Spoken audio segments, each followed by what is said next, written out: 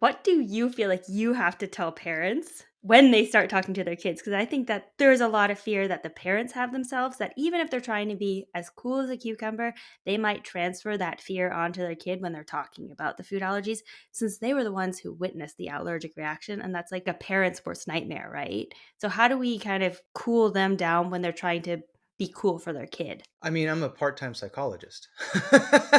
So this is what we do, right? So we're diagnosing and managing children, but as pediatric allergists, we're also helping parents. And I acknowledge that. I tell them, I say, listen, you're never going to forget watching them have that allergic reaction. And I tell them, this is a form of PTSD, if not full-blown PTSD. And I know that that's the last thing you ever want to witness again. But now that we know what they're allergic to, now that we've discussed management, now that we've discussed risk, we've discussed precautions, we're hopeful that's not going to occur again. If it does, you're so much better prepared now to handle it. You're going to do great. So we just want to address that real fear that they're living with and then reinforce to them. And then also there are times when I have to say to parents, I say, listen, I see right now in the room, you are extremely anxious. You're making me anxious. If your child's witnessing that on a regular basis, that's going to make them anxious. And we really want to promote a positive approach to this. So if there's a path where I can help you with this, I think it's going to help your overall family. And it's a normal part of having this diagnosis. And that's the reason why at our center, we have 2 psychologists on staff. So just normalize it as much as possible. But you also have to address it, because if we can't help the parents, sometimes we can't help the child either. Yeah, if that fear starts early for a child, then it's something that's really hard to unravel.